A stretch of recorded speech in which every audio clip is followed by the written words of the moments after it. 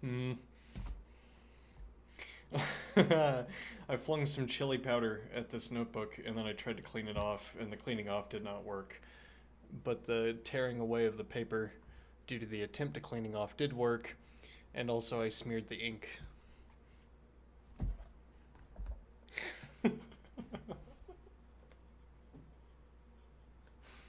Hmm.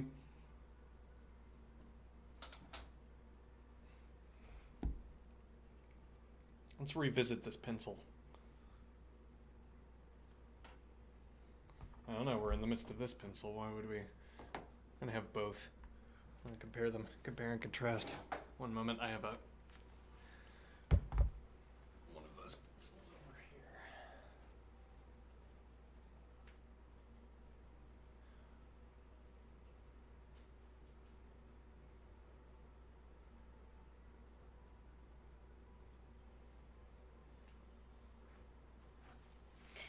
I recall I sharpened this pencil at a local library, and they had it had a the pencil sharpener had a mode you could switch to that was this sharp. Look at that tip. Anyway,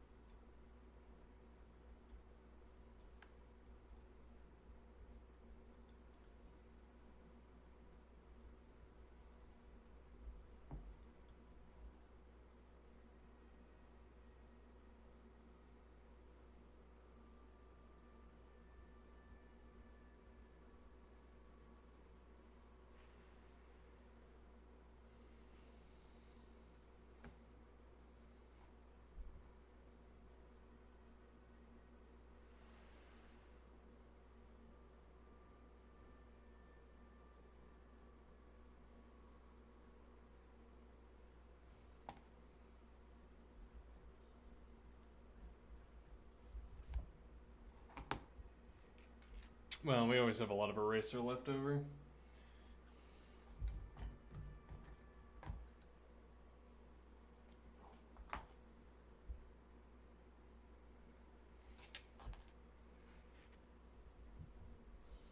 Let me confirm whether these are rubber or not. They might not be.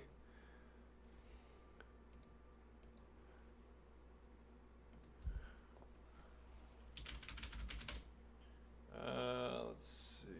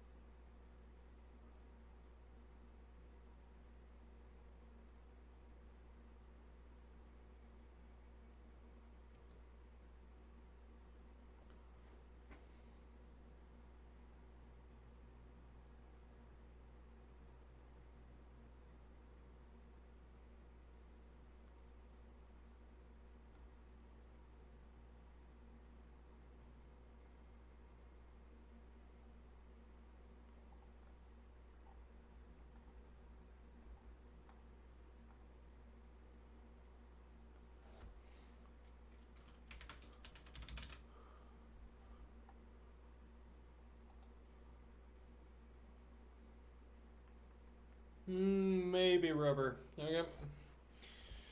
Let's see. I'm sure the rubber industry has its own issues, but let's see. X is an element of B.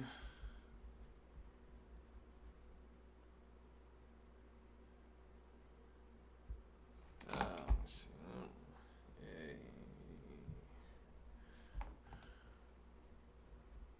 I could have done it anyway. Yeah, but okay.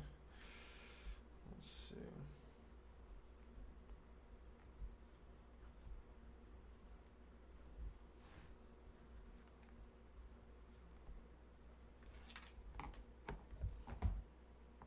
Alright, so we were gonna do.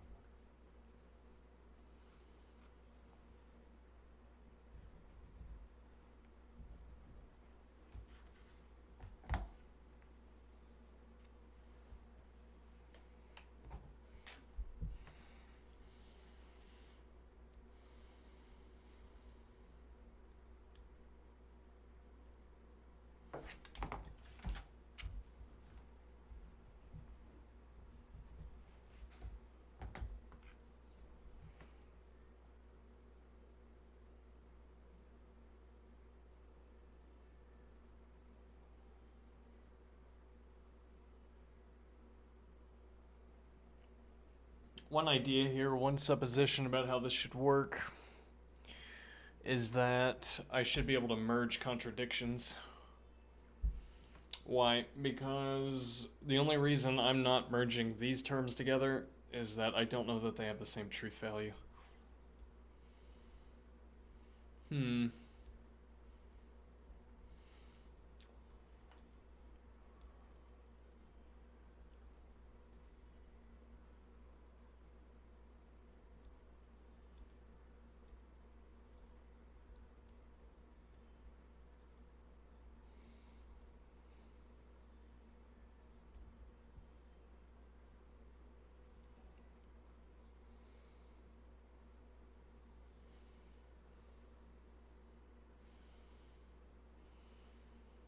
Okay, but we could also step down to shed these two expressions.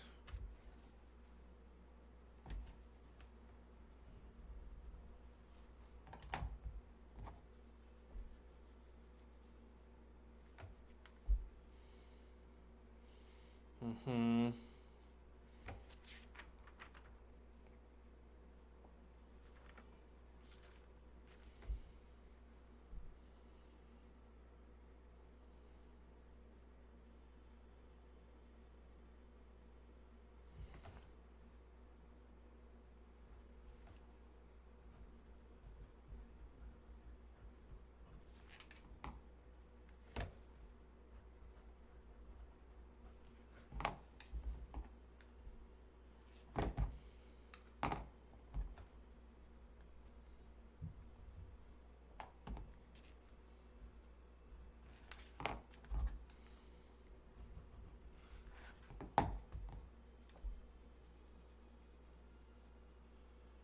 Mm-hmm.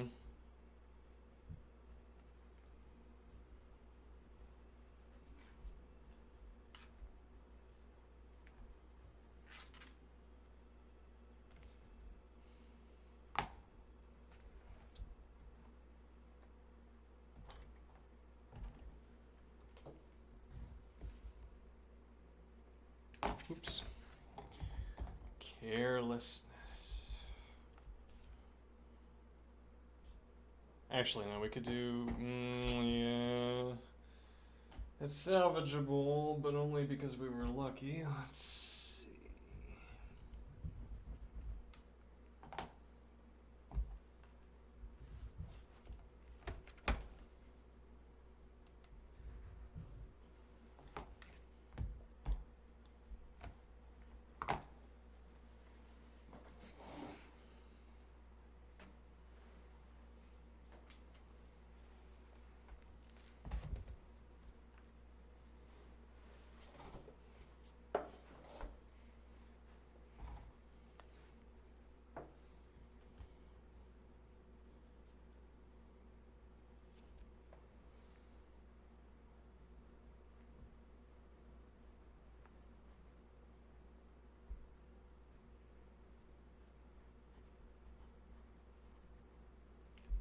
Incorrect.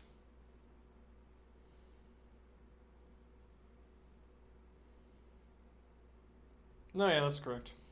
I got lucky again, but I got just have to get lucky enough times, you know, and then you're done and correct. What? No, that was not correct. This was correct. Hold on. Well, actually, so we could make a point here.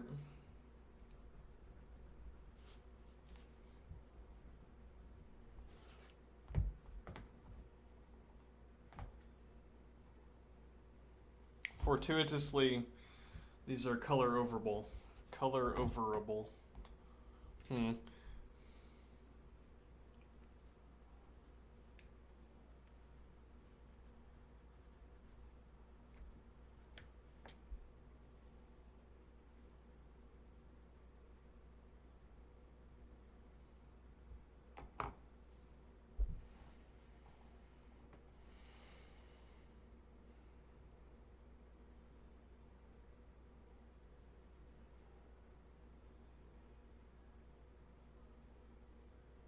That's a mistake.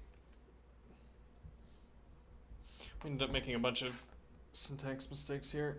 Let's see.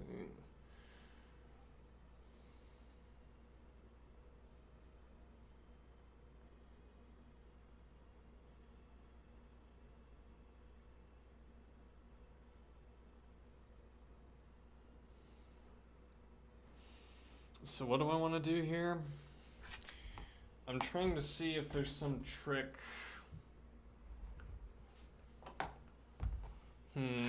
Some trick. I don't know what I'm looking for yet. So I don't know. In the particular mechanics, I don't know what I'm looking for yet. Hmm.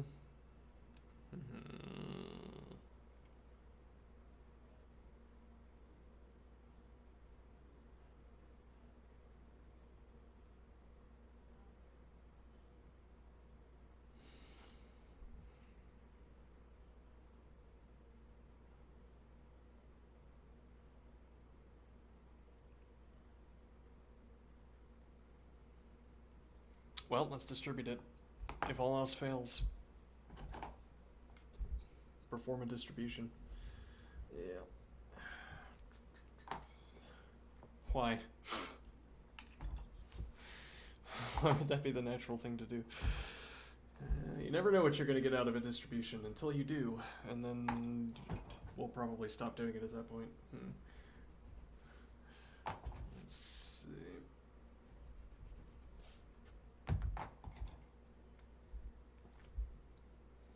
Okay, that was not then. Yeah, it's fine. It's kind of a strange way of doing it, but sure. Okay, now, so we're gonna have...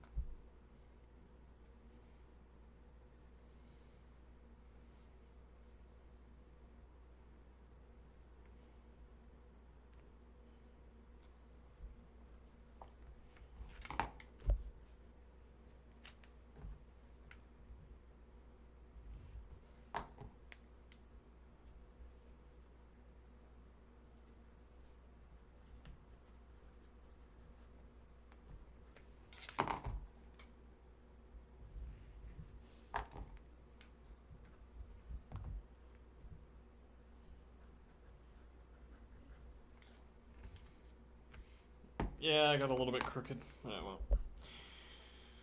Now what is the idea?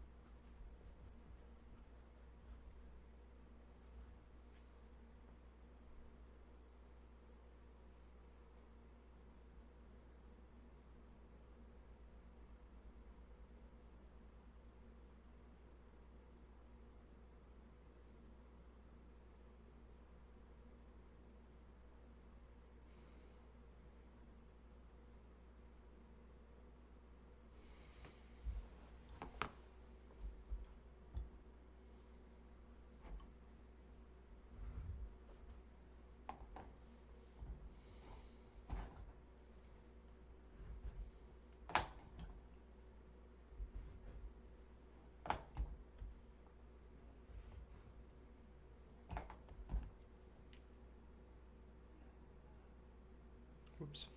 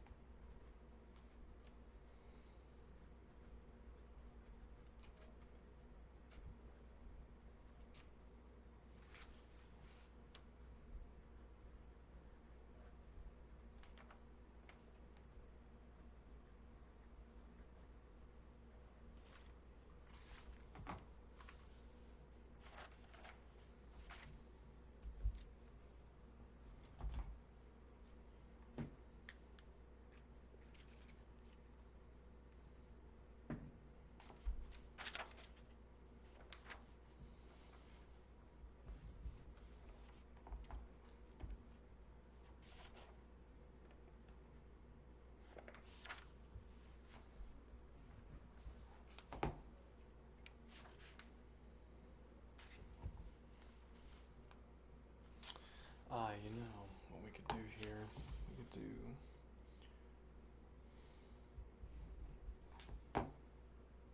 wrong color. Kind of unsalvageable, but that's okay. Let's see. Right, and then these would be notebook management errors.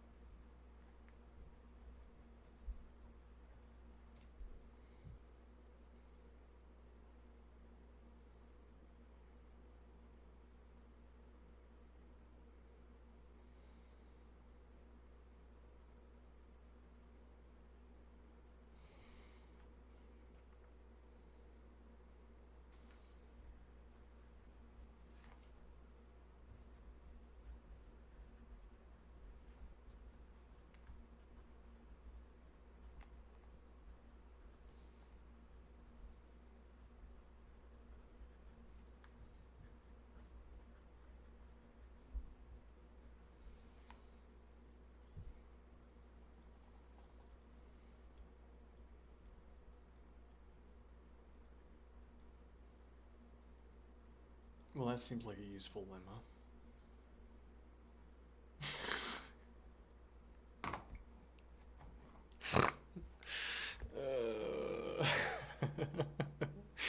What? What?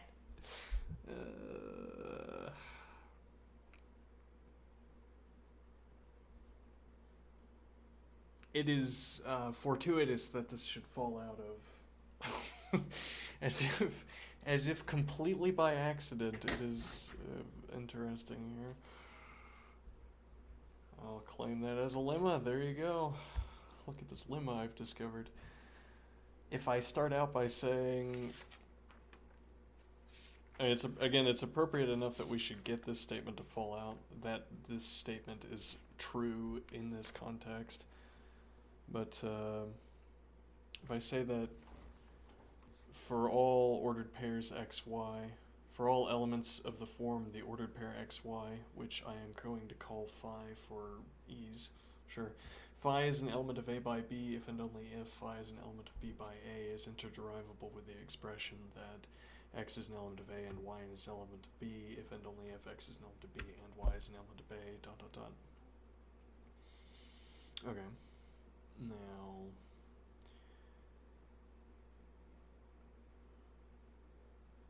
the quantifier here I would note is for all x and for all y.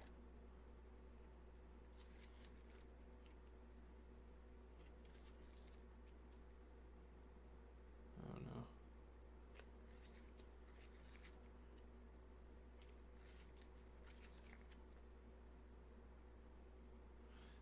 Alright, here.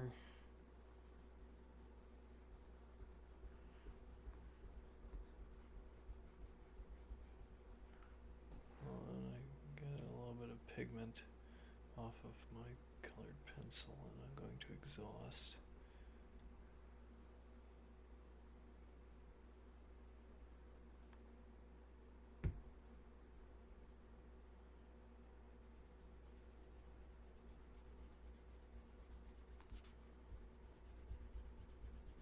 I paid for it. I get my value out of it. It's quite an aesthetic decision. Yes, well, I expected this process would terminate sooner, and this would be less of an aesthetic decision about how this would be with this page. There's still some pigment on there.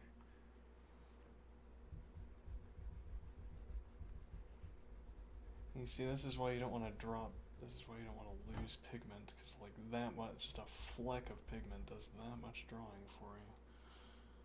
Fascinating. Outstanding. Alright, now, what is the point here? Let's see.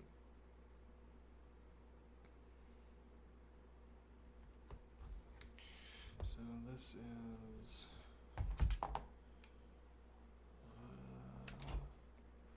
for all x and for all y.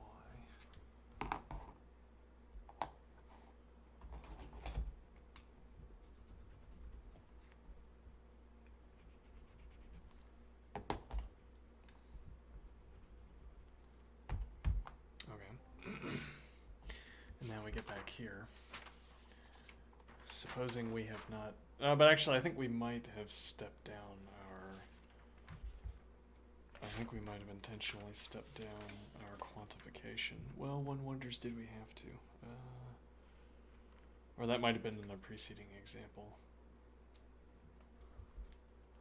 Yeah, I mean, it doesn't look like we committed to stepping down our quantification. Well, because this would be asserting for all x and for all y.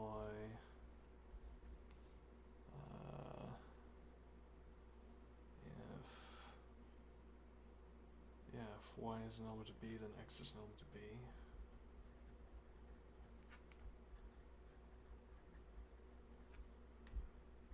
Okay. And if y is an element of a, then x is an element of a.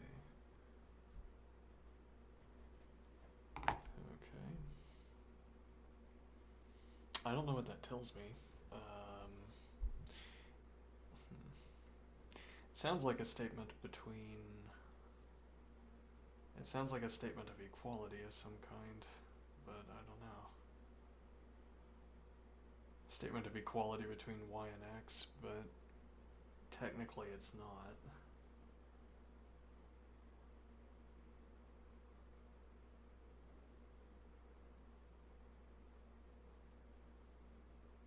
Though if we said for all c, y is an element of c, then x is an element of c.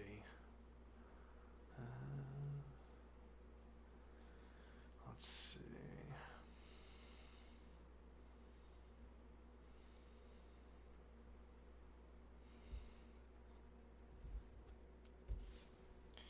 So now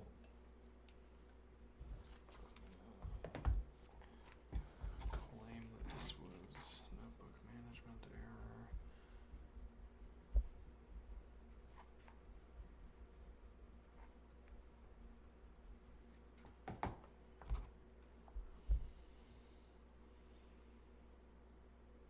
Okay.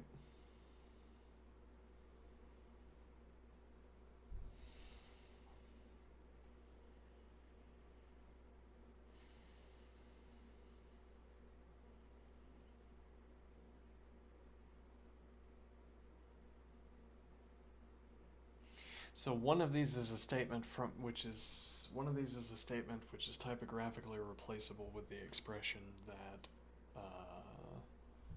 A equals B, and the rest of them are not. 1 out of 4, not bad.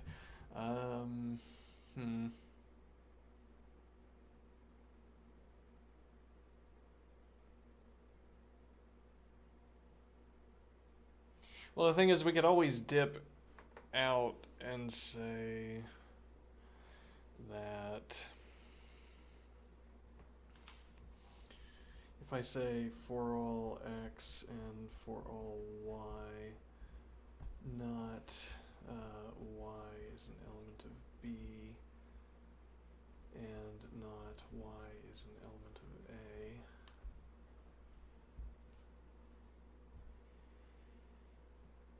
Okay, that would be we could purport conjecture. We could, yeah, this isn't really conjecture though, but we could say this is open for questioning whether we'd be willing to do this, which is like a conjecture, I guess. We maybe would use it with a conjecture and also use it in other circumstances. But anyway, we might want to say that this means B is equal to the empty set and A is equal to the empty set. Okay, and then similarly, if I say X is an element of B and not Y is an element of A, if and only if interderivable with,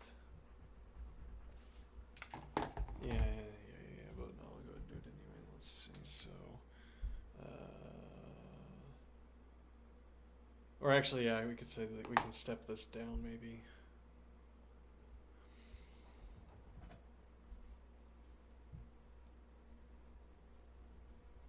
Which would be fine, we can always step down.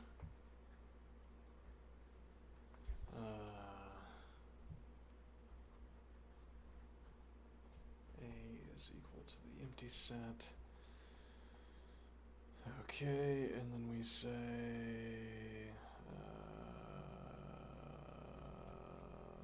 not Y is an element of B and X is an element of A, steps down to B is equal to the empty set, and then the last expression, X is an element of B and X is an element of A, which is typographically replaceable with, even if not interderivable with. A equals B. Okay. And what does this tell me? This tells me that for the combination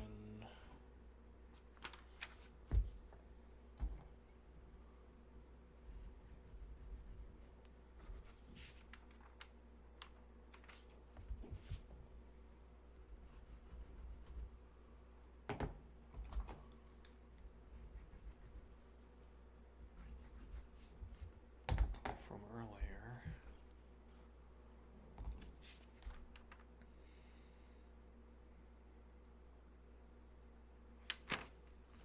if and only if, well, actually no, we don't need it to be if and only if, fruitfully, steps down to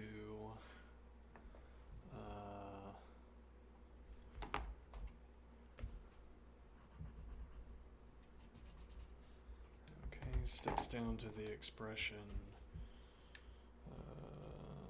A is equal to the empty set, or B is equal to the empty set, or A is equal to B.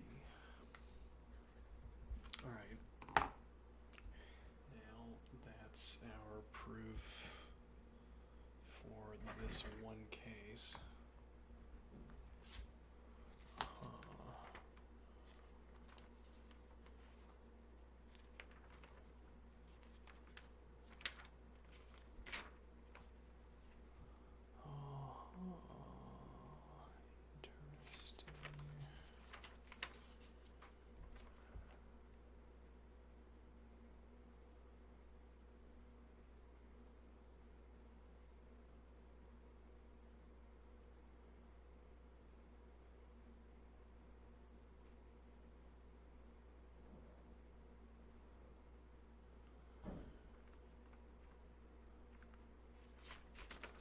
I don't know what that proof just told me.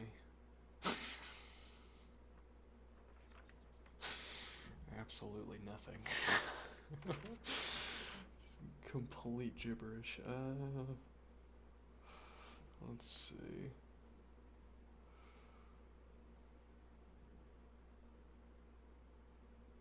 Is the idea...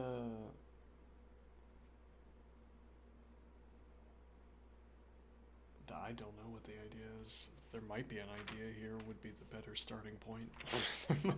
Maybe there's an idea here. So if we start with this collection of true and false statements, which we'll recall was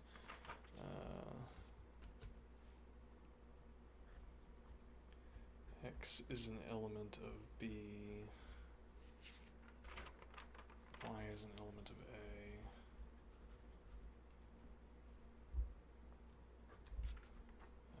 X is an element of A, and Y is an element of B. Okay. Ooh, caught that.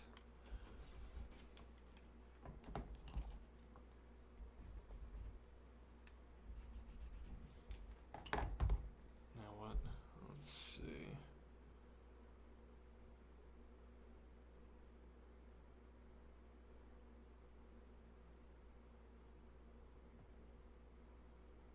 Now, this gives us, in this case, we are able to derive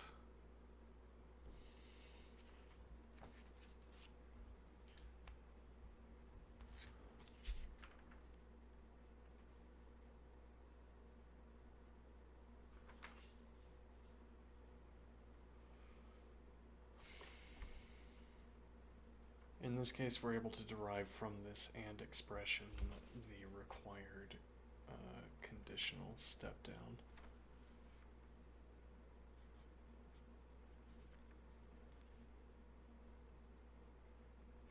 Which is strange, maybe, because this and expression as a whole is false. This and expression as a whole is false. It's made false by y being an element of A being false. Y being an element of A and y being an element of B are the two ways that these two these two statements can be false. Everything else in these two statements would have to be true. Wait a minute. Hold on. Oh no, did we go wrong in the proof? Then it really was meaningless gibberish.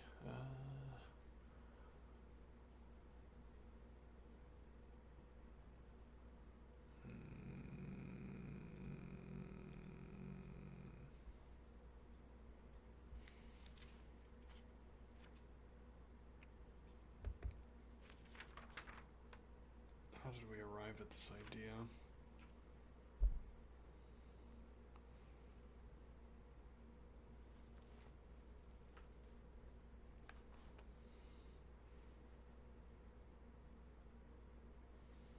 I don't think we need that line of reasoning. All we did was we chose x is an element of b and x is an element of a to be true because we know that if they are true, we can derive. Well, we know that the statement x is an element of b if and only if x is an element of a will be true. We know we'll be able to say b equals a. Well, b equals a is true, but the question then is, can we derive it? I guess I'm not sure if that's the point either. I wonder if this is too much formal logic.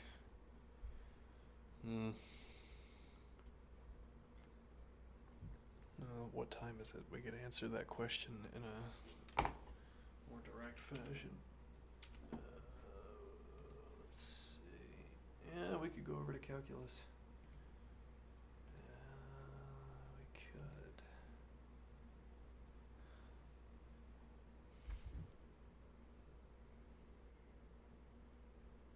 I think the idea is that we say we derived this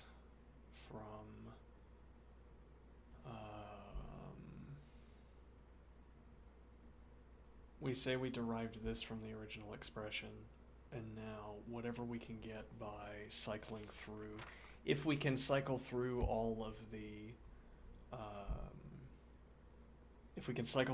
combinations of these truth values and extract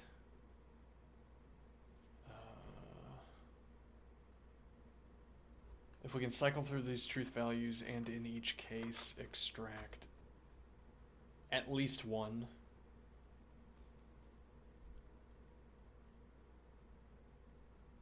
we can extract at least one of a is equal to the empty set, b is equal to the empty set, and then a equals b, then we'll be justified in asserting that a equals the empty set or b equals the empty set or a equals b falls out conditionally, can be derived from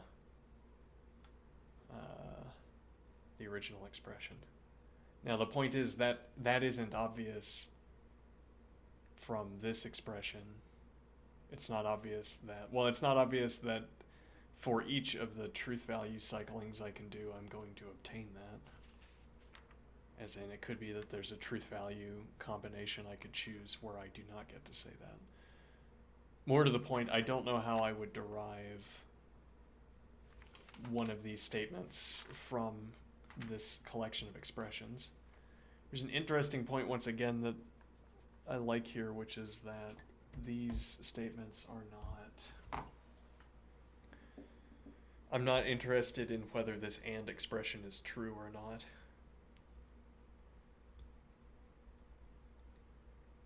So fiddling with these truth values is going to change the truth of the and expression. Well, actually, yes, that is true. Though curiously, in this case, when I chose y as an element of a and y as an element of b, I did as false. That did not make the and statement false.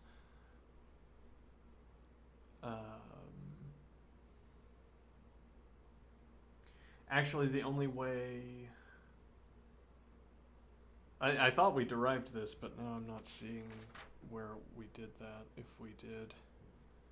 Well, this is the assertion, right? We're saying this is only false if both of these two are true and this one is false, which is merely an observation about how the conditional works.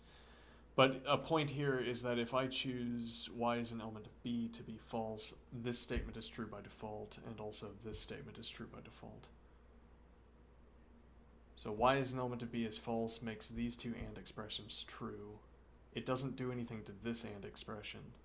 So actually we could mutually have x as an element of a is false and y as an element of b is false, or we could mutually have x as an element of b is false and y as an element of a is false. And the reason I say we can have those as mutually false is because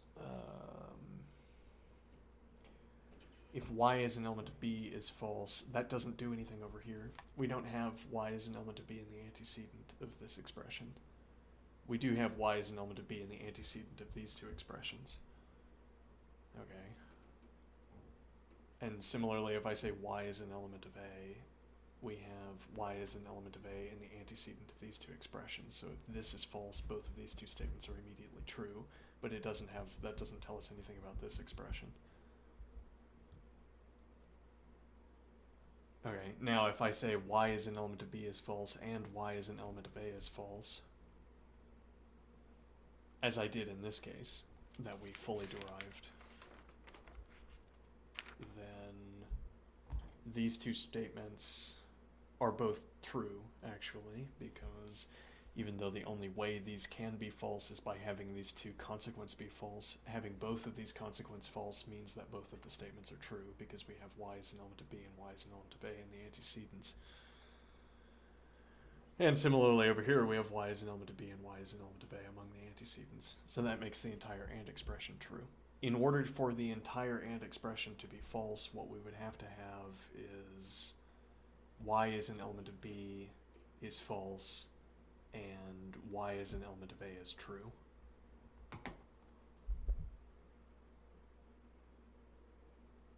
Huh.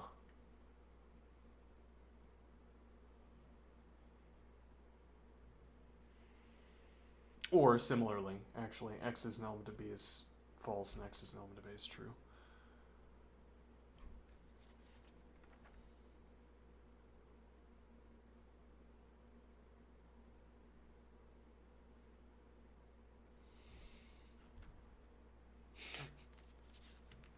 Is this math? Are we doing math yet?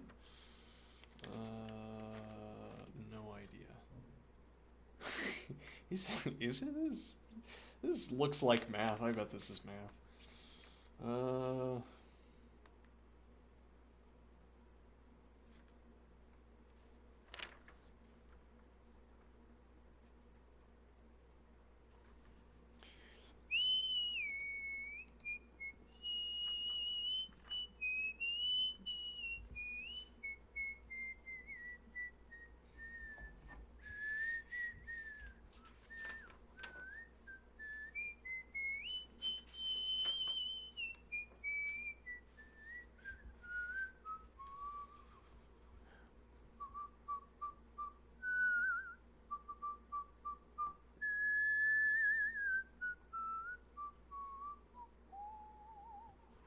Alright, I'll be right back. And then we'll do calculus. One day we'll do constructive analysis. Maybe. Possibly.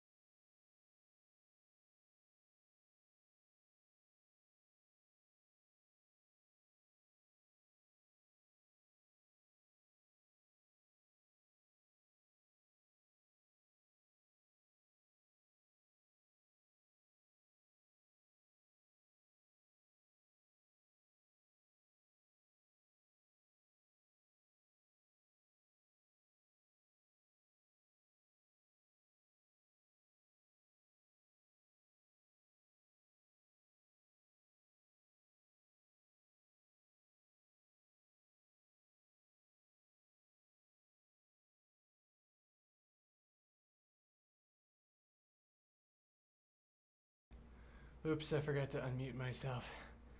Alright. Oh well. Now what?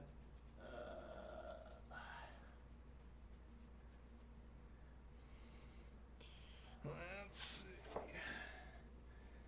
Well, now it would be calculus time.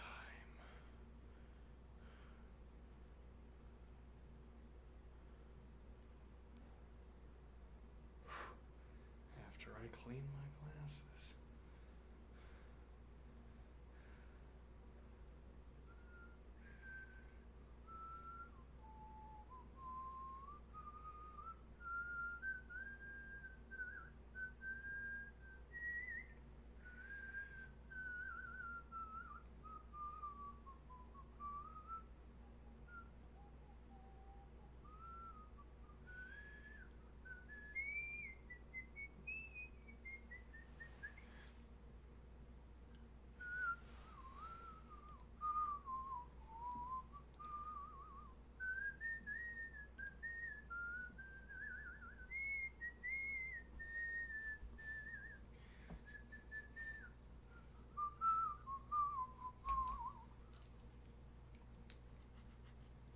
Alright, axiomatic set theory done. Structure and interpretation.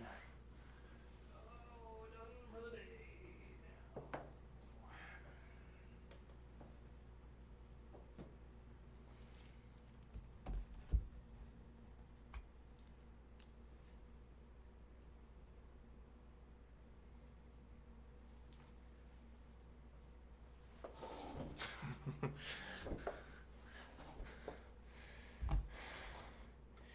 How to read a book very, very slowly with a language model. How to read a book very, very slowly.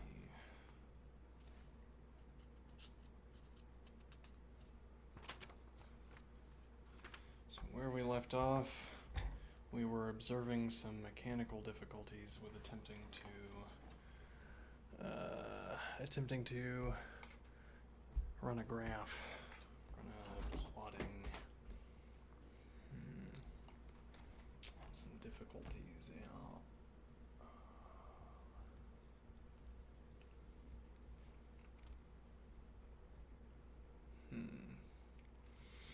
Well, and I mean, really, you're going to run into this kind of difficulty. Well, so we tried normalizing around E, but we can't maintain integer status.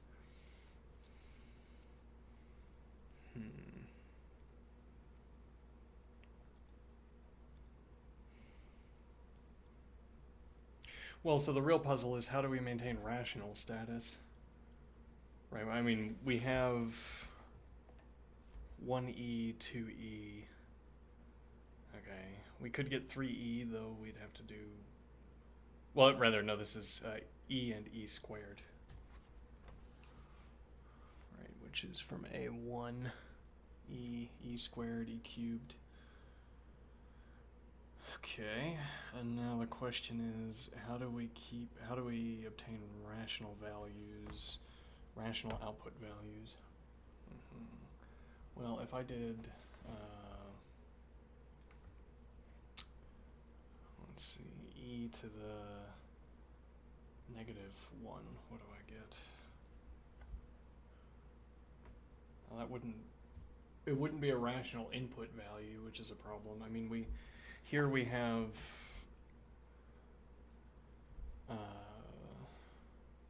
these integer-based values.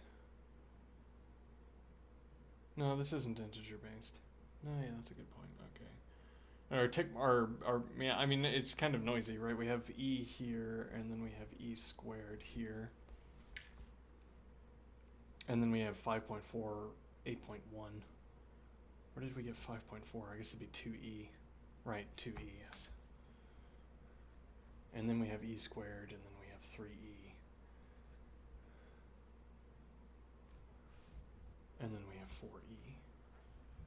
Okay.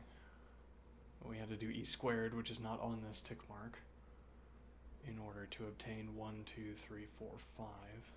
And then we did e to the 1 to get 4. And now, if we wanted 0, what are we having to do?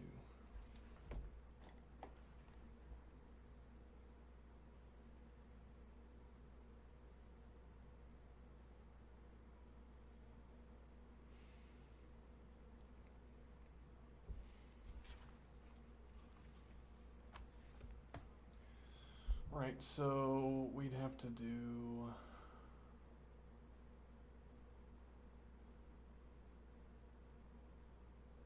e to the negative 4th. Yeah, but I have no idea what that value is. And the point here is that we follow this kind of expression. No, rather. Wait, why?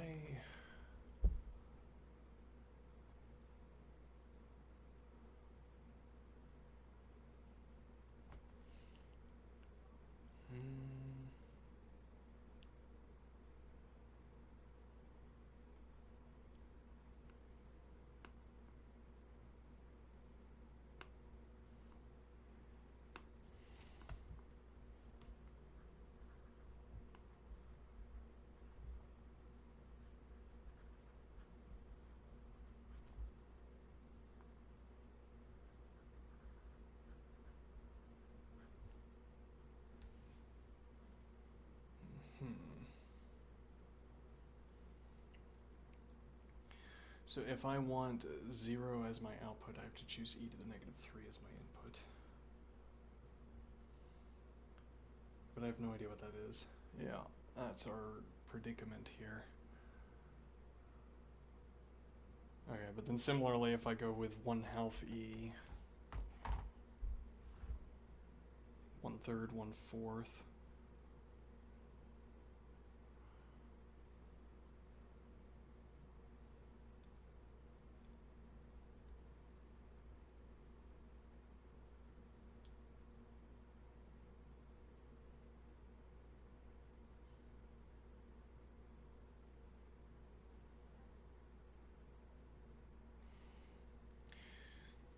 this calculation was trying to say 0 equals 4 plus the natural log of c. Okay, so we're thinking we have a constant value, but that... oh, and the point would be... Alright, so we have... let me think here.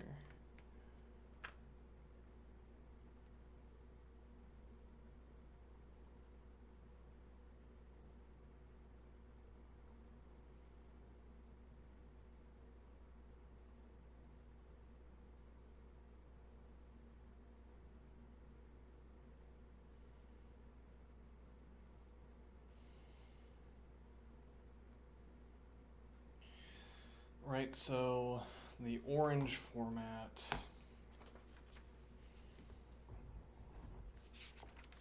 which is A2. Okay, so A2 is equal to the set containing its elements E2E, 3E, and 4E.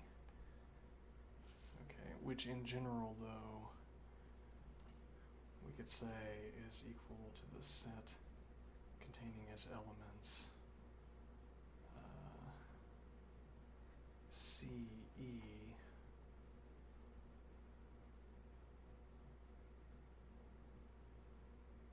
elements of the form CE such that C is an element of the positive integers.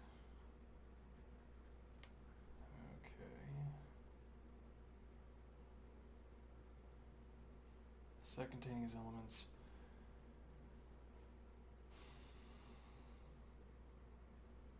Yeah, it's like I'd want to be able to talk about mapping a set. Well, yeah, why don't we do list theory? It's like I'd want to be able to talk about zipping or mapping one list to another. Okay, and we have a mapping where we have 1, 2, 3, 4. Well, really, it would be like we're mapping, let's see, map plane lambda. lambda x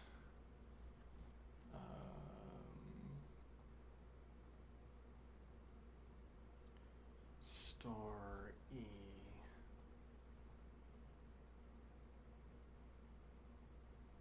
x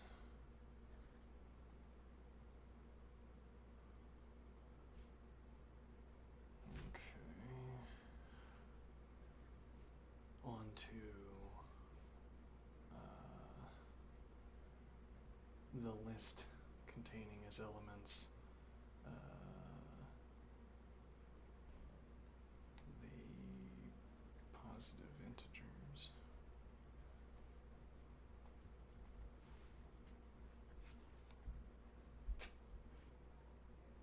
Okay, which captures fully whatever I would be trying to accomplish with the set notation, incidentally. It's kind of a matter of taste. Well, no, it's a matter of habit. Mathematicians don't do list theory, they do set theory. Apparently, I've been told, though I don't know. Where's the evidence? Where are the mathematicians doing set theory? Show me. Show me the... I don't know if I believe this claim that mathematicians are talking about sets. Anyway, so we have B is equal to the set.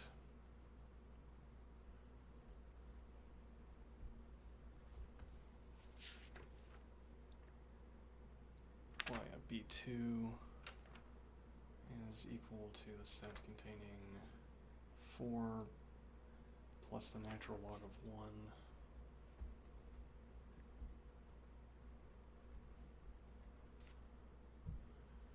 And then 4 plus the natural log of 2, dot, dot, dot, and in general, 4 plus the natural log of C. Okay, and we have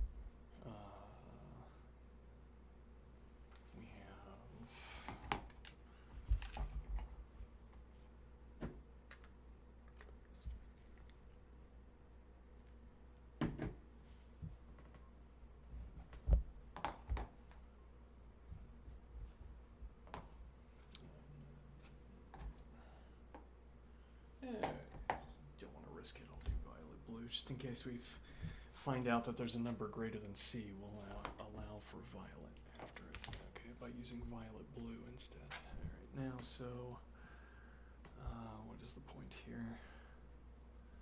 Well, we have this value is less than, is less than, is less than, dot, dot, dot, is less than. Okay, well, we could have stuck with yeah,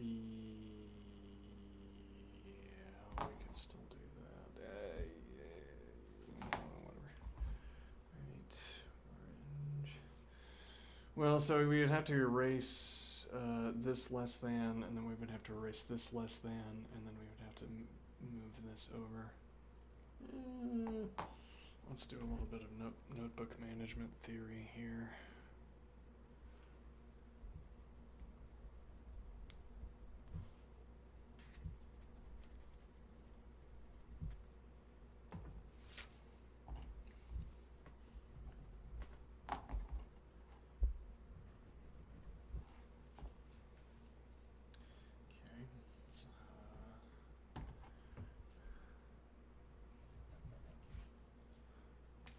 I don't know if committing an entire line to that is the best aesthetic. I don't know. All right, now, so what point is this making?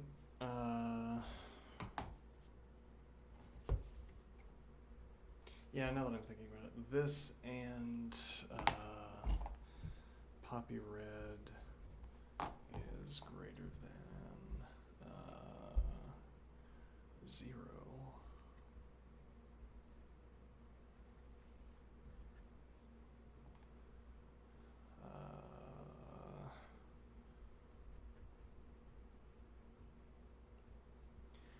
Then for all x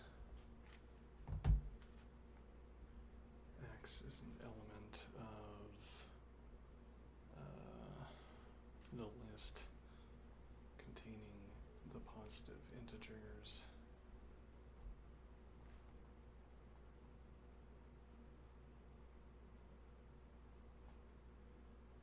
Let me see here. For all x, x is an element of the positive integers.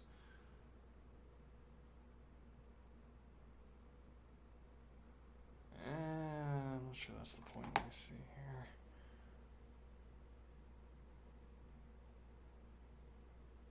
Oh. Then xe. We could have done c instead. It seems sensible. Stay on the same. Not the same quantification per se. Suggestively the same letter. Right, so for all c, if c is an element of the list containing its elements positive integers, then ce is greater than 0. Okay. And why do I want to make that observation?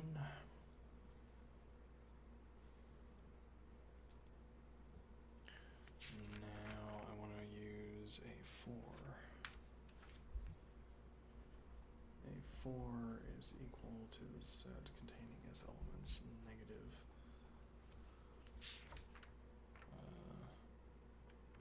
3. Yeah, say negative e, negative 2. Actually, we could also have done 0. Negative 2e, comma, dot, dot, dot. Negative ce. Alright, then b is equal to system error. As observed before.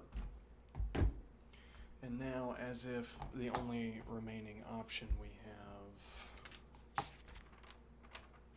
to attempt to get to the value of 0,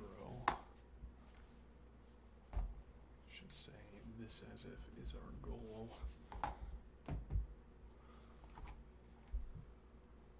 Then a sub 5 is equal to the set containing as elements 1 half e brackets. I think so. See, the thing is, these in like bracket, the stylistic consideration seems picky. Might seem picky. You might think, that's so picky. Why would you be so picky? And the point would be that you only have to solidify these stylistic concerns once, and then you get them for free. You get to practice them as a matter of course. If the stylistic decisions are good, again, you only have to make them a habit once, so long as you maintain the habit, as it were. Alright, now b is equal to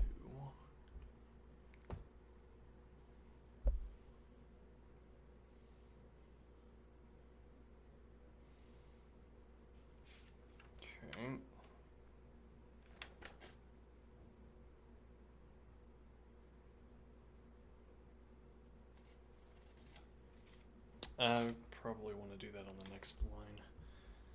B5 is equal to the set containing its elements 4, well, the set containing its elements, I think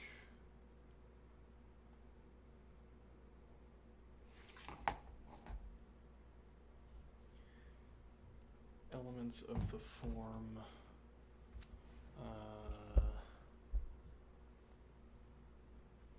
4 plus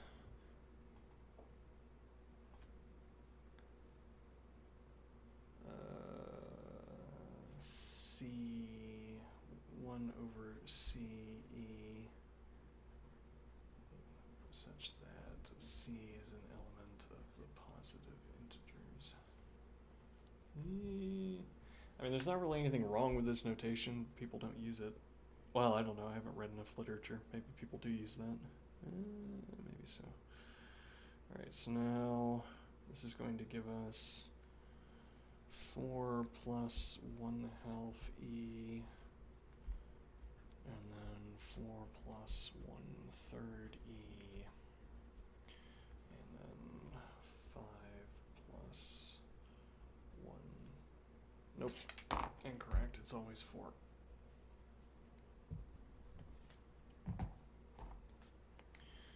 Four plus 1/4 E dot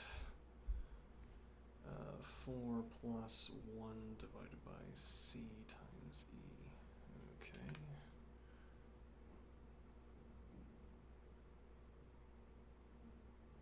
Now what is the idea here? Yeah, I don't think this isn't gonna work any better than this isn't gonna work any better than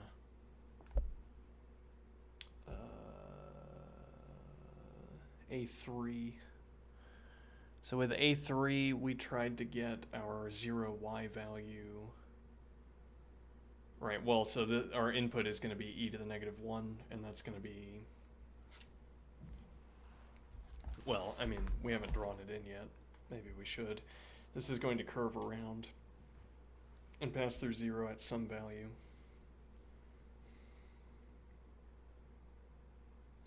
Yeah, it's like we get to look at the graph, and the graph explains why we're doing what or we can point at the graph to explain why we're doing what we're doing, but we never have to justify what we're doing by pointing at the graph, if you see what I'm saying.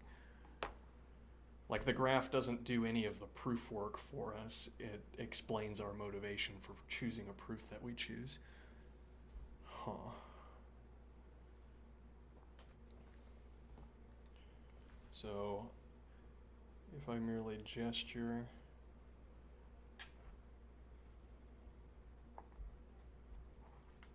okay, now the point is the graph doesn't tell me that, well, the graph tells me, again, I don't have to justify any of the proving that I'm doing by pointing at the graph, as it were. I'm free to write out whatever expressions please me, and then it might just happen that I stumble upon a proof in the midst of writing out expressions, as it were. But secretly, surreptitiously, I am closely guided by the graph. In what way? Well, so I know that this value is closer to 0 than it is to e. Okay. How do I know that, though? Because this isn't a detail where I have knowledge, as it were. I mean, I don't know what the value is. That's what we're struggling to identify. I don't know what the value is here for x. I just know that it's less than e. Yes, I also know that it's less than 1. Ah, that's a good point. So this is 1, and I know that the value is less than 1. How do I know that? Because, let's see.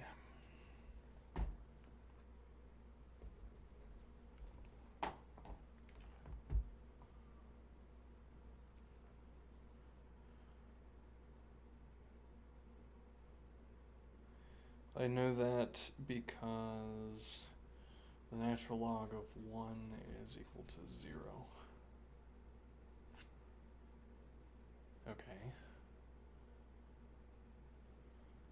But the function f of x is equal to 3 plus phi, which in this case, f of 1 is equal to 3. Okay, so actually, yes, well.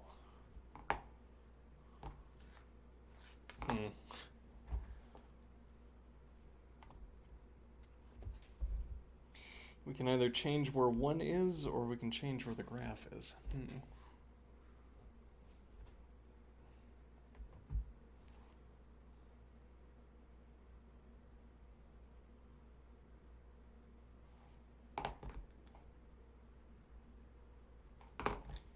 we can make the points bigger. Yep.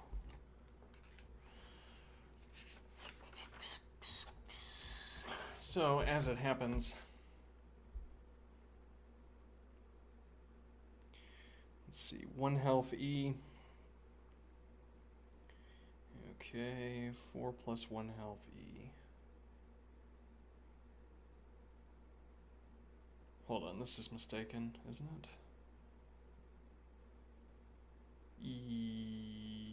Yes, this is mistaken. But recognizing that it was mistaken fell out of looking at my construction, right? So why is this mistaken? Because this should, hold on.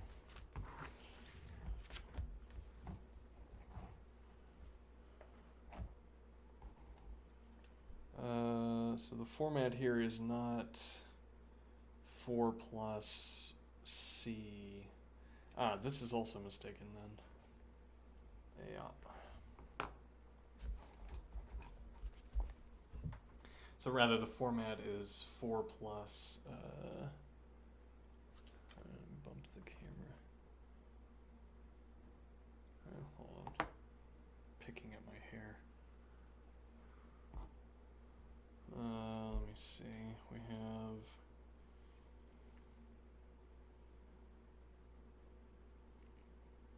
this is supposed to be 4 plus 1 over C. No, 4 plus the natural log of 1 over C. As up here, 4 plus the natural log of C is instead 4 plus 1 over the natural log of C. Though in this case, yeah, I mean, we're using 1 over C as a way of, like we've already designated that C is an element of the positive integers, so if we want to keep that formalism in place, then we're saying 1 over C. Okay, now nevertheless, this is mistaken. And then this is the source of the mistake. This is a floating signifier. It means whatever I want it to mean at the moment. I see, of course. Let's see.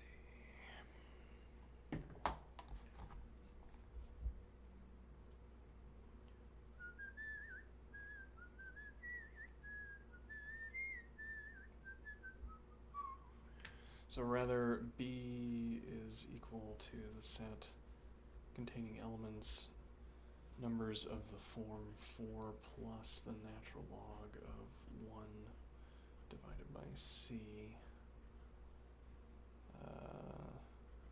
such that C is an element of the positive integers. Okay, and B is therefore equal to the set containing its elements 4 plus the natural log of 1 over 1 plus, nope, not plus. Well, unless we want to change the meaning of plus. Would you like to redefine addition? No, don't do that. Redefine addition, who knows what would happen. Let's see, so now we'll have 4 plus the natural log of 1 divided by 2. Okay, 4 plus the natural log of 1 divided by 3. Dot, dot, dot. 4 plus the natural log of 1 divided by C. Okay. Yeah, I don't like getting so close up. Don't like getting these edge of page moments. Oh well. So now, let's see. Now the problem is we don't know where this is going to be equal to 0. So we could say, well, more obviously if these were real values instead of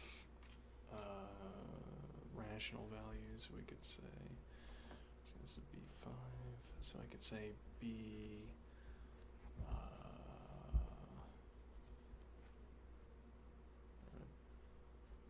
rational is equal to the set containing its elements 4 plus the natural log of 1 divided by 1, dot dot dot immediately, and then 4 plus the natural log of 1 divided by n. Okay. And then 4 plus the natural log of, let's see.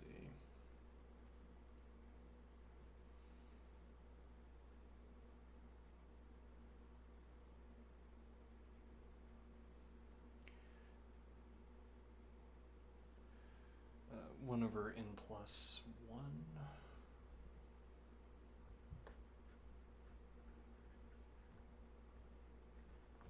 Okay, dot, dot, dot.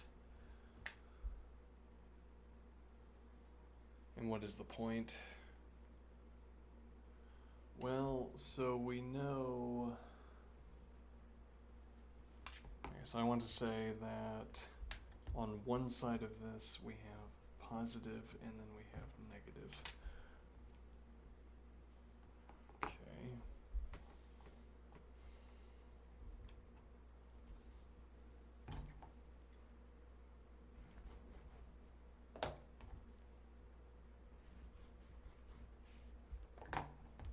Why do I say that?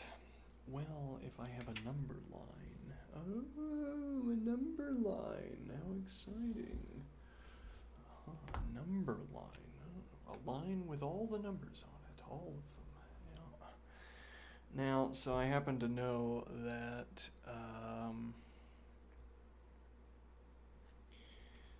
4 plus the natural log of e to the negative 4 is equal to 0. Okay. And then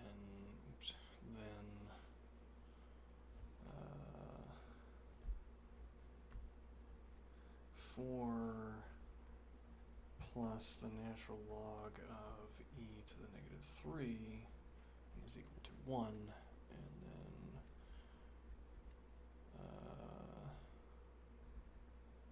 4 plus the natural log of e to the negative 5 is equal to negative 1.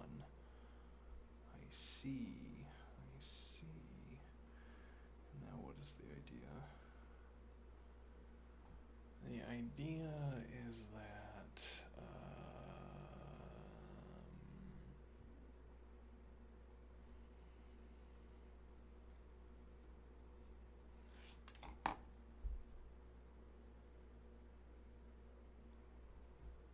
there exists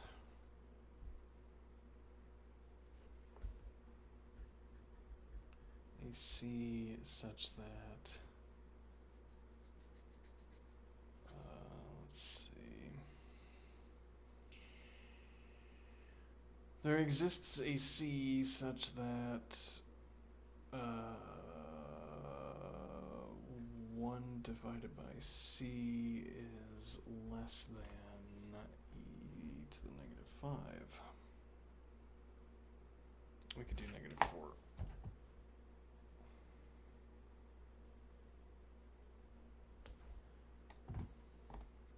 E to the negative 4, alright? And there exists a C such that 1 divided by C is greater than e to the negative 3. Yeah, we could do. Let's see.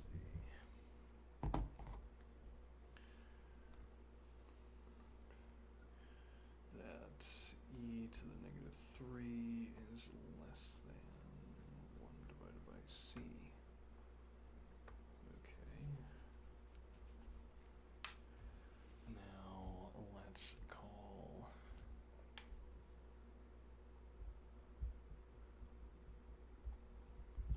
Let's call this A,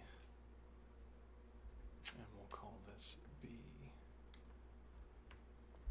Okay, now we have that A is less than e to the negative 4, which is less than e to the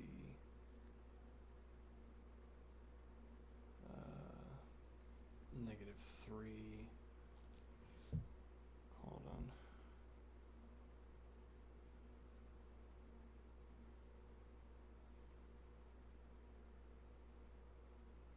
Yeah, which is less than b. So this one is not really necessary.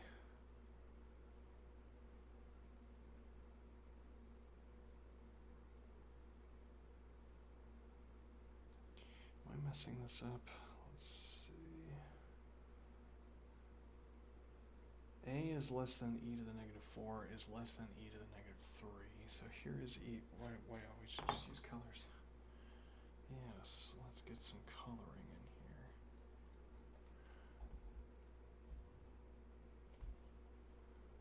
Okay. So e to the negative 4. Okay.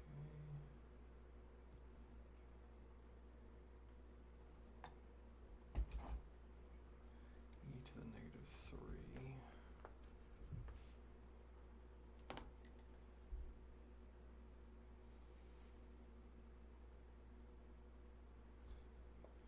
Okay, and now the idea is that we would have f of b, where we would have 4 plus the natural log of b. Okay.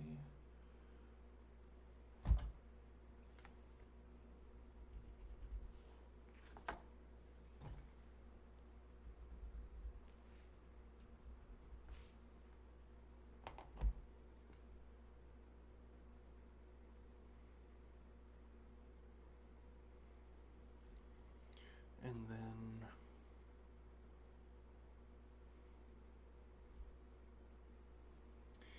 either here or here, we would have f of a,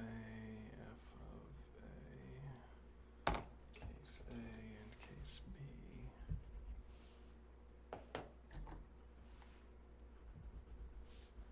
Though presumably we could do the same thing over here. And that would be 4 plus the natural log of A.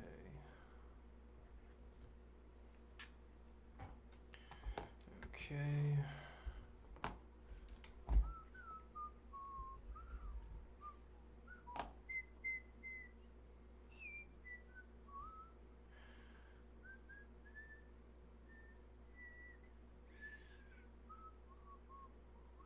Yeah, this is let's see.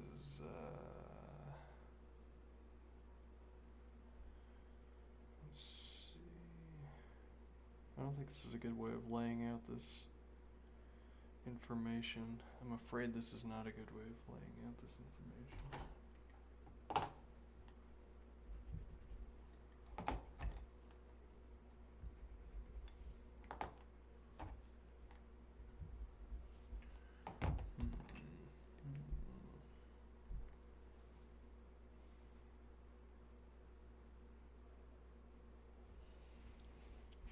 Alright, let's propose that this was a notebook, or that this was a routing. Nah, this would be. We can do routing, but this is also notebook management. Alright, so we'll do. Let's say it's more of a routing error. It's not a technical mistake, though. What's the difference? Alright, so if we say this is 0 and this is 4 plus the natural log of e to the negative 4. Okay.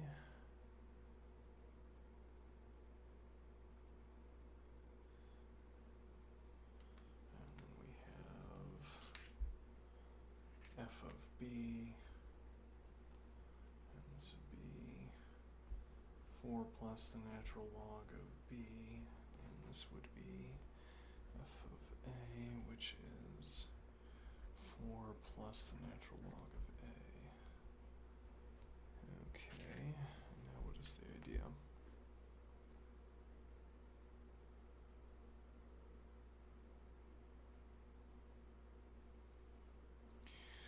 I say there exists a C such that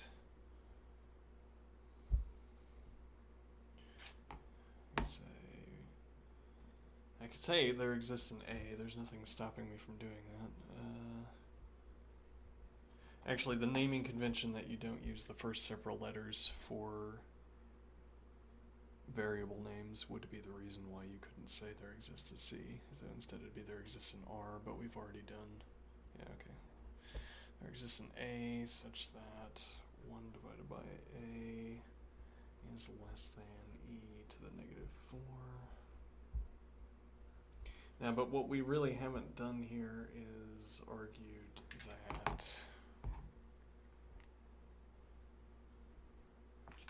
that this observation matters. What do I mean? Let me see here.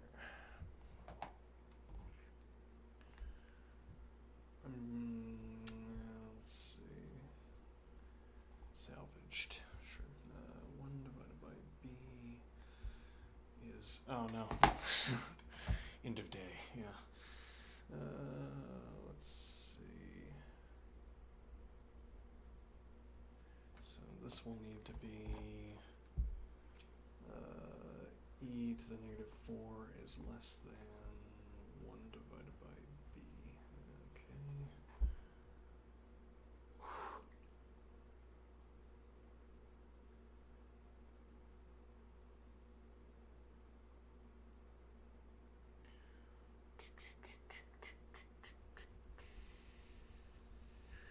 Then what is the idea?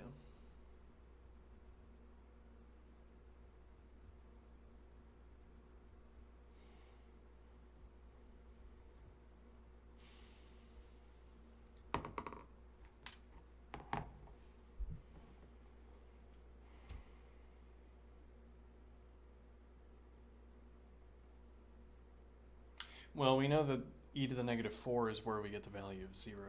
So there exists some a such that when we run a through the function, we get a negative value.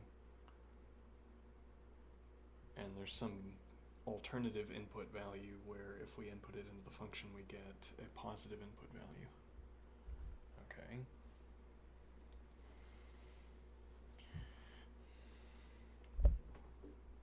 Now, what we can't say is, how do we know there isn't, like we know, I suppose we're going to take these as true. I guess we could say this is a conjecture, but I think I'll just claim this is obvious. Well, I mean, what makes it plausible is the preceding set constructions, I suppose. Okay, now, but what we don't know, let's see.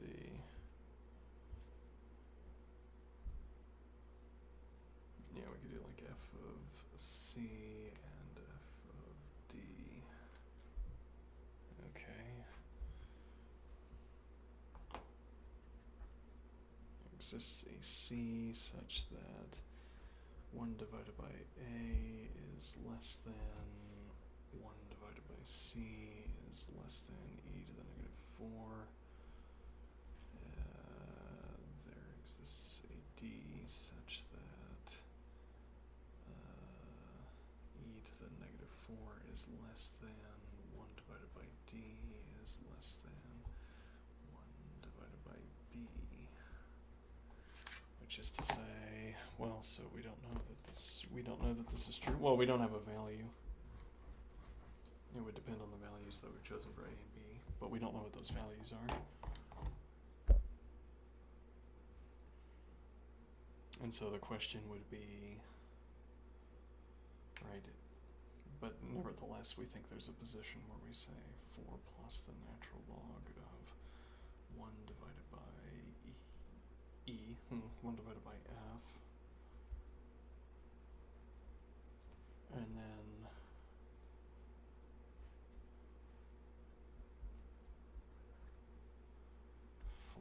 plus the natural log of 1 divided by g.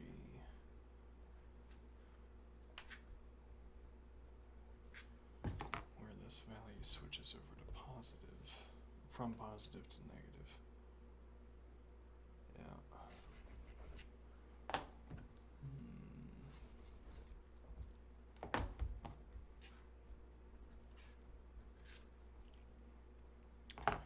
Have we proven it?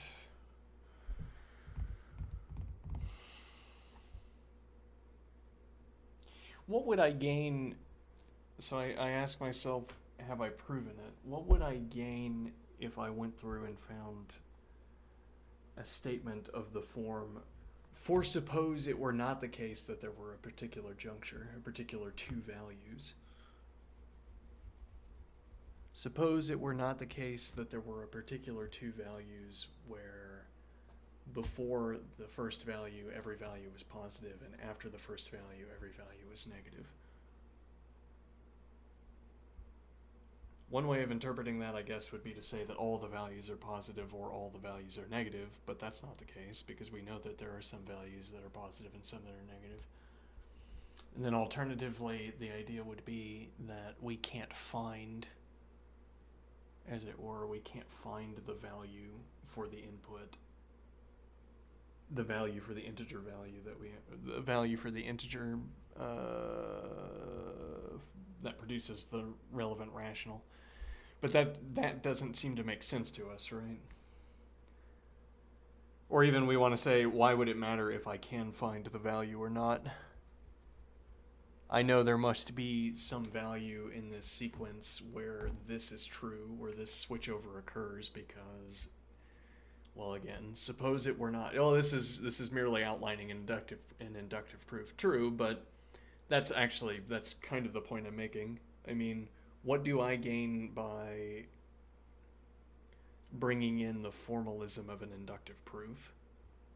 Do I gain more certainty? No, I'm already fully certain that this would have to happen. I don't feel as though it's unproved either. I'm thinking of the requirement for an inductive statement merely as a sort of convention. Well, and it's not a useless convention either. I mean,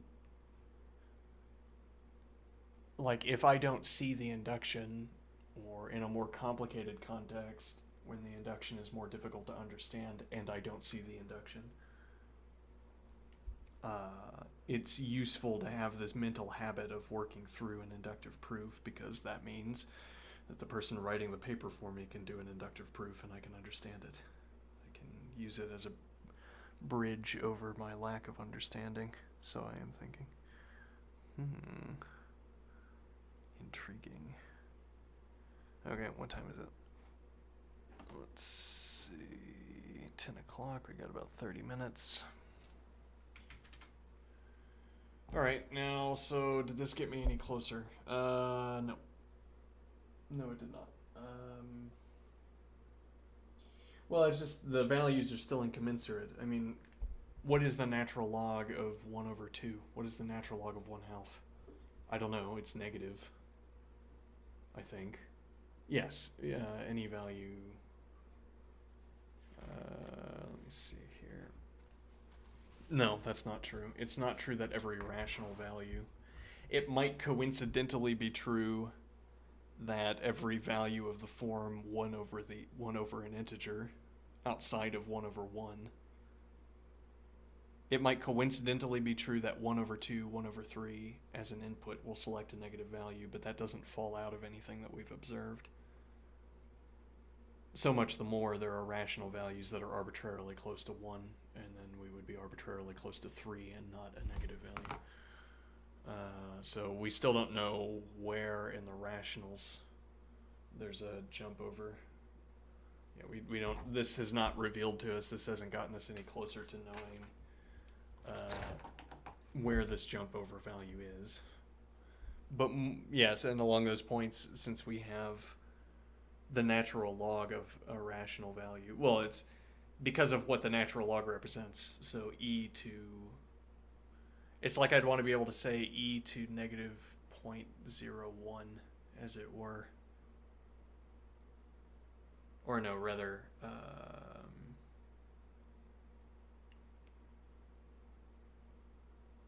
don't know, I might be dropping this idea. Okay. Let's see.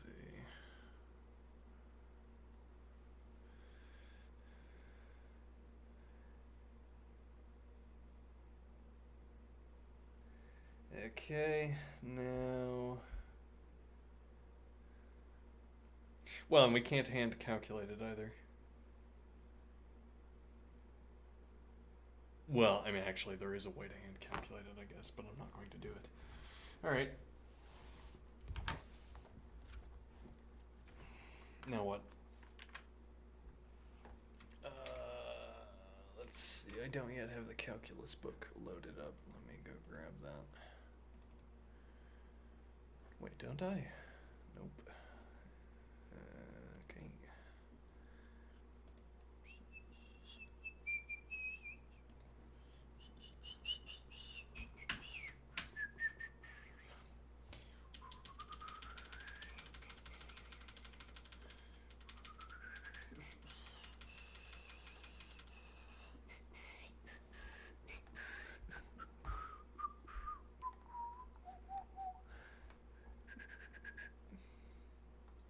Alright, so that was 3 plus the natural log of x. Anybody want to replay 3 plus the natural log of x? No? Alright, now the next one. I don't think we're going to go deep dive. Yeah, well, we made this observation about these exercises yesterday, which is that I could probably find the same templating and apply it to the next function. Okay. But this isn't a good general form of analysis. This is a way of making some particular observation. One ideal for a mode of analysis is that I could apply it to every next function. Like when so we have this list of functions that we want to work through. Okay, I could have a mode of analysis that I apply to each of these. And at the end of it, for each of these, I think, yes, that was an interesting question to ask about that function. I'm glad I asked it. Okay. Now I could similarly take this as a template for analysis and ask this same question, as it were. Well, yeah, I'd ask the same question by filling in the template in the same way. To the extent that this is posing a question that gets satisfied by the end, I could pose the same question by constructing the same template and filling it in with the particulars of the next function. But the idea is that not all observations, not all modes of analysis lead to an interesting endpoint. Well, rather, not all modes of analysis make every function interesting. Yeah, I don't know how particular I want to get here, but alright, so next function. F of x is equal to the natural log of x minus 1. Okay.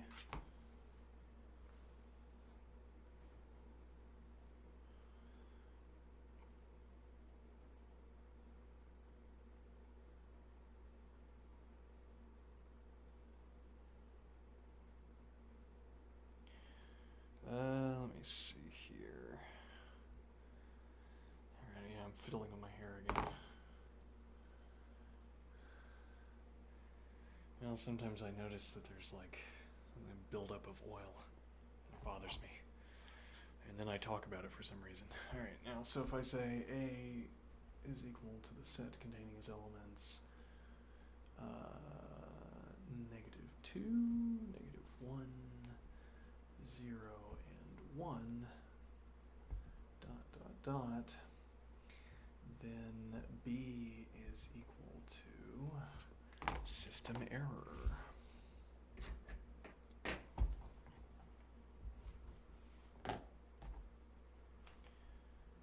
Okay, and now that's convenient because if I take out a number line and I say here's 0, I have accounted for half of all numbers. System error.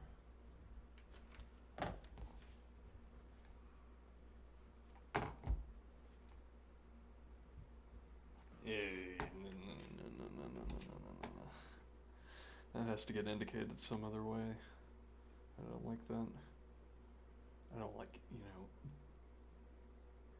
it doesn't bother me. So, no, I can, well, whatever. Anyway, so now we have alternatively positive values. Okay. And now, what conclusion have we recently reached? Well, namely, all right, hold on.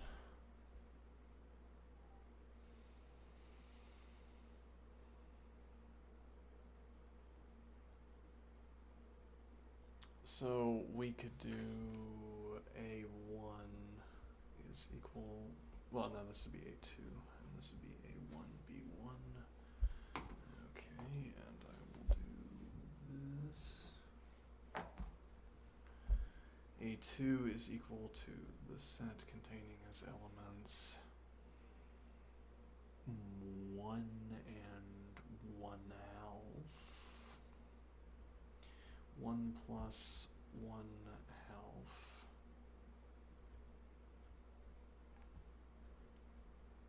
And then 1 plus 1/3. Dot, dot, dot. 1 plus 1 divided by C. Okay.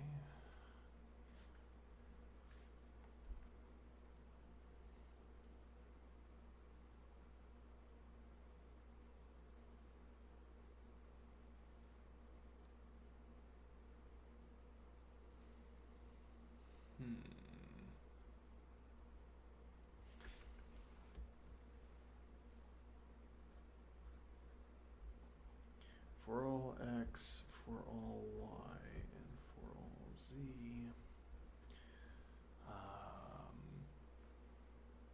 if z is less than y is less than x, then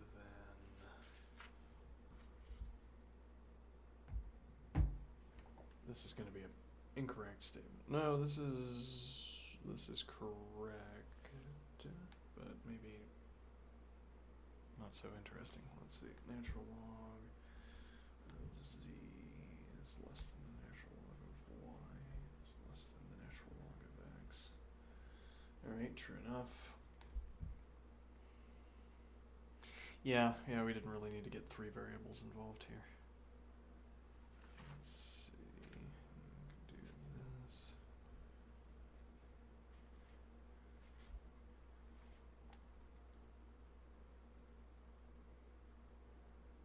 Okay, then what?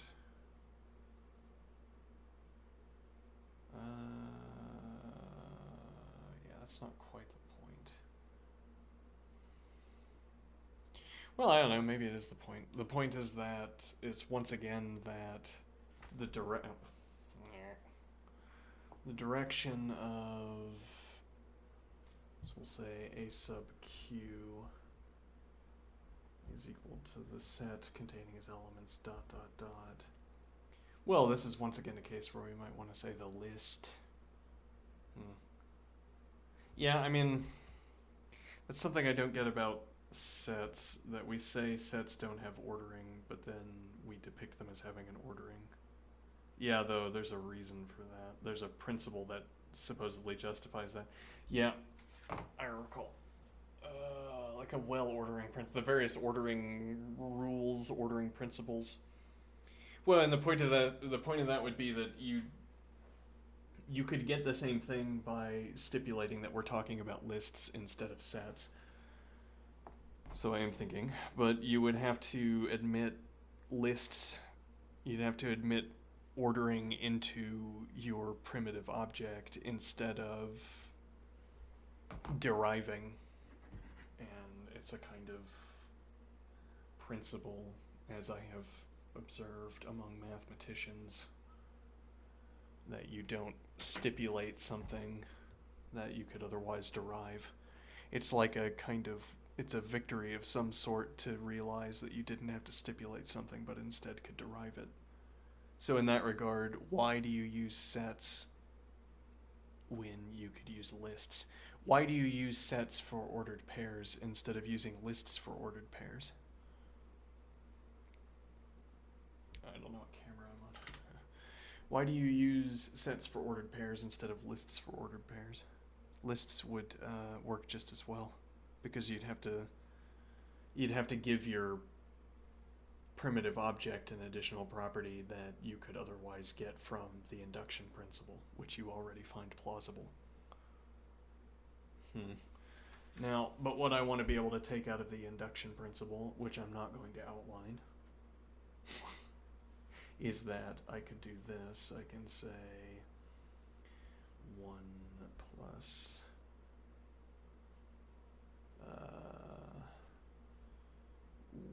1 divided by n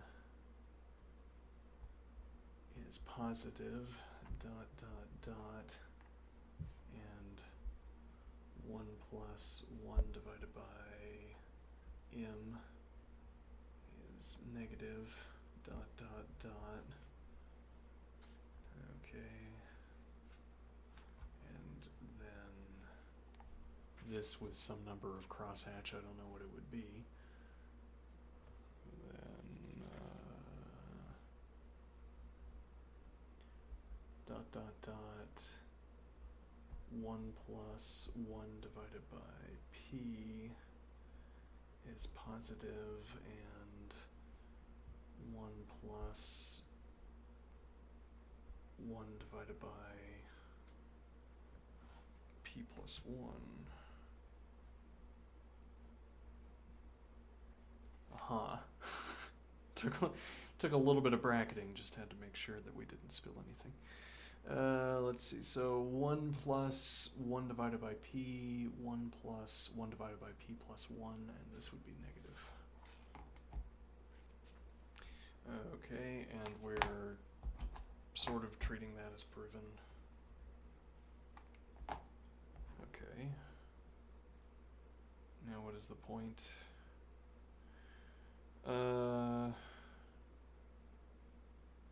Let's see.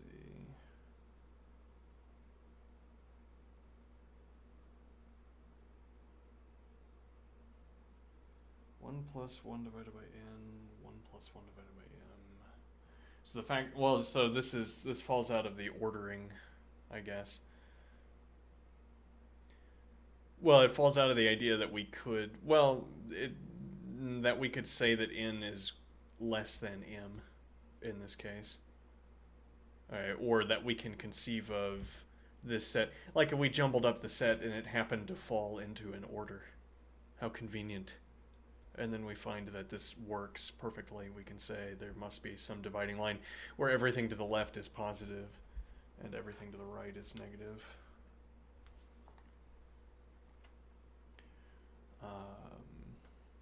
Okay, now again, we don't know where that dividing line is.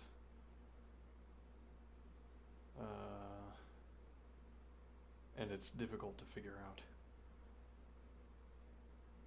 Okay, let's see.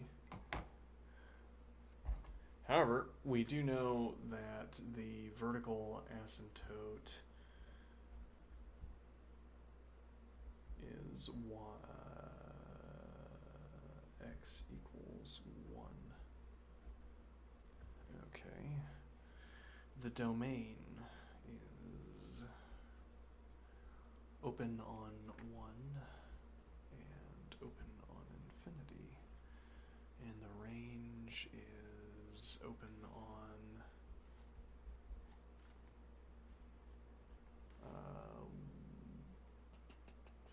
1 and open on infinity. Yeah, again, I want to comment, it's interesting how different the domain and the range are. Like, the reason that the domain is open on 1 and open on infinity is, well, yeah, you say reason. Yeah, well, what are reasons? Like, the reason the domain is open on 1 and open on infinity is so different from the reason why the range is open on 1 and open on infinity.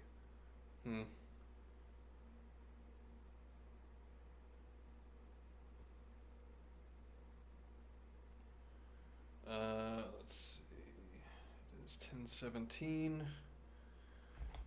Alright. Now, do we want to graph this? almost want to say, yeah, I mean, earlier we had this idea where we just don't do graphing. Like, I'm not gonna, like, we want to do all logic and sets for our considerations, which is a candidate, I think.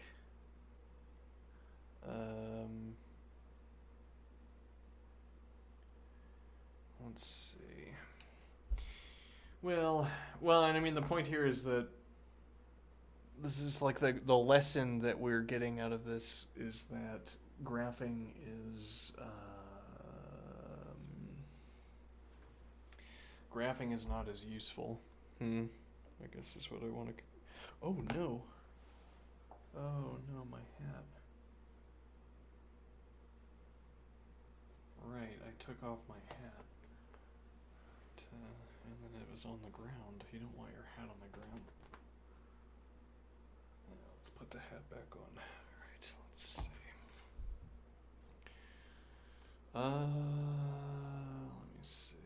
Right, so, well, and this is not unrelated, not entirely unrelated to the discussion we had with the model earlier, with the interlocutor. What do I mean?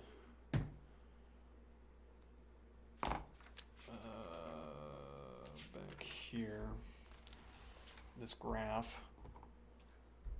The phrase that our interlocutor used was the phrase that the interlocutor used, not our. Yeah, whatever. Phrase that the interlocutor used was that. Oh no, I just forgot it. Because I corrected myself. Let me see. The phrase that the interlocutor used. A meta symbol.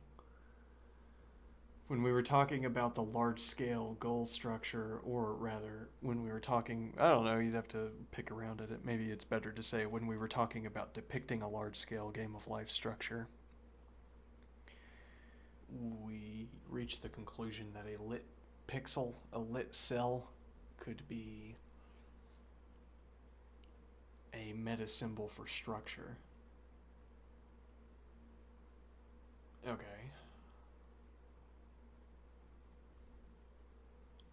And now this, I think, is a similar idea, which is that I don't know what this x value is. I don't know the x value where the output of this function crosses the x-axis rather. Okay. And yet somehow that has not prevented me from depicting. And I don't want to say this is not. I don't want to say this has not prevented me from depicting faithfully the graph. In fact, not knowing where this value, what this x value is, has prevented me from depicting it faithfully. Correctly, whatever that means. So I have 1 here. Okay. And now, is that the distance? Is that the proportional gap between the value, x value of 1 and wherever the y-intercept is? Did I say x-intercept? It doesn't matter. This point. Is this the proportional gap between these 2 points? No, at minimum in the technical sense that if I zoom in far enough, as it were, we would see that this is off point. Even if it was close, it would not be on point. Okay. Now, in better sense even, this might not be close, and then we wouldn't have to zoom in very far before we realize the discrepancy. All right. Now, so I say, the fact that I don't know, not knowing where the y-intercept is, x-intercept, not knowing where the x-intercept is has not prevented me from depicting the graph in this way. Okay, but it's also not prevented me from capturing a true fact, capturing a true statement about this, which is that the x-intercept, the point at which the y value is equal to 0, is less than 1. Rather, the input for obtaining that value is less than 1 and greater than 0. So we have this descriptive fact about this x-axis. Let me zoom in really far, like I'm accustomed to doing with...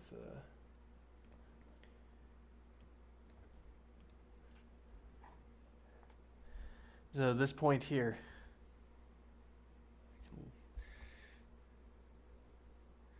okay. Now, this obtains these correct properties, as it were, or correctly obtains, better to say, these properties. It's this x value associated with this point is greater than 0 and it's less than 1. Now, it's a little bit like I'd want to say, this is not a proof of anything, but on the other hand, it is a motivation for how I expand my proof. I know this is right. I know it without proving it, before I prove it, and knowing it is the motivation for choosing the proof that I choose. So I think.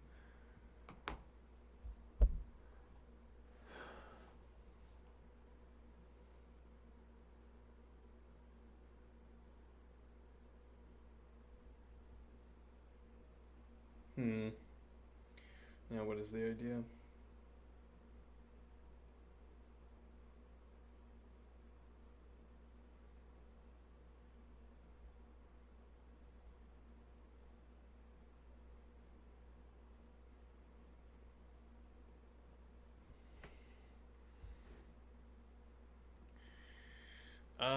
Let's see. So we're pointing out that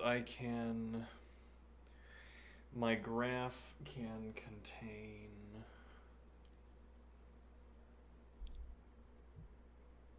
my attempt at depicting the graph can obtain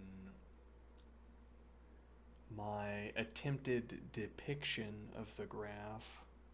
My depiction of the graph can obtain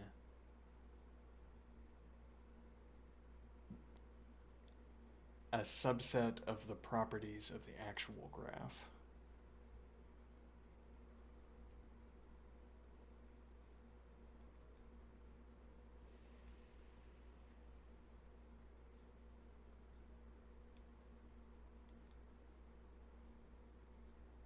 My depiction of the graph can obtain a subset of the properties of the graph.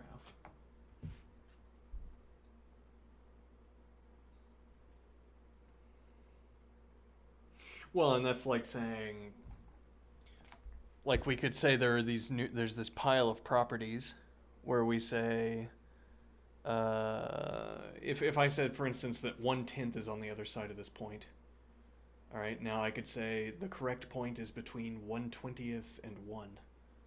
And that would be true both in my graph and the actual graph. And then 1/30th, continuing in this direction, all of those statements would be true.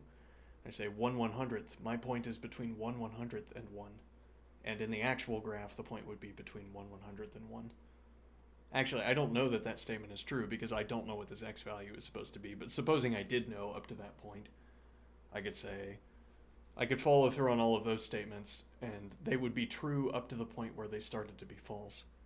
If I said, for instance, 1/2, my point is between 1/2, that would be false. And then if I said the actual point is between 1/2 and 1, that might also be false. Okay, now there's some interval where the statements are false for the actual graph, but they're not false for my point.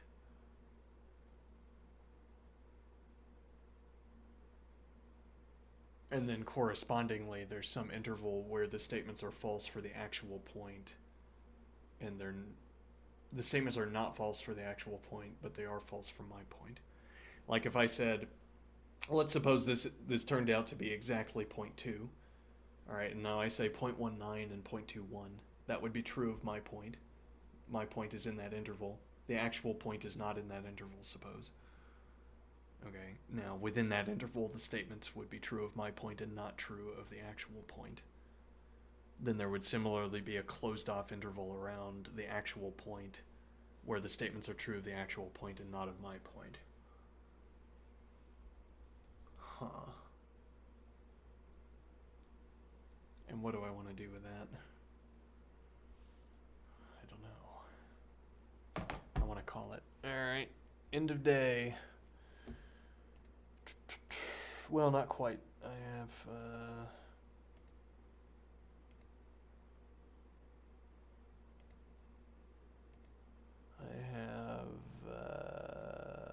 more reading to do. Probably. Yeah, I don't know. It might not be a good idea for me to. I feel like I read before bed and then I end up getting up late. Like I'm the alarm's going off and I'm staying in bed for like 40 minutes. This is too much of the day, which might be because I'm reading before bed a little bit too late, or I just need to pull it together, get it together.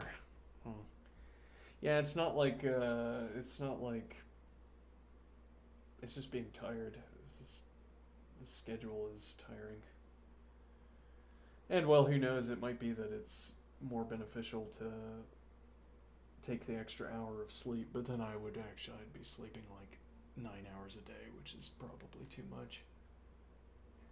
Yeah, how would I know? Yeah. Anyway, have a good one. I'll see you next time. Da, da, da, da, da, da.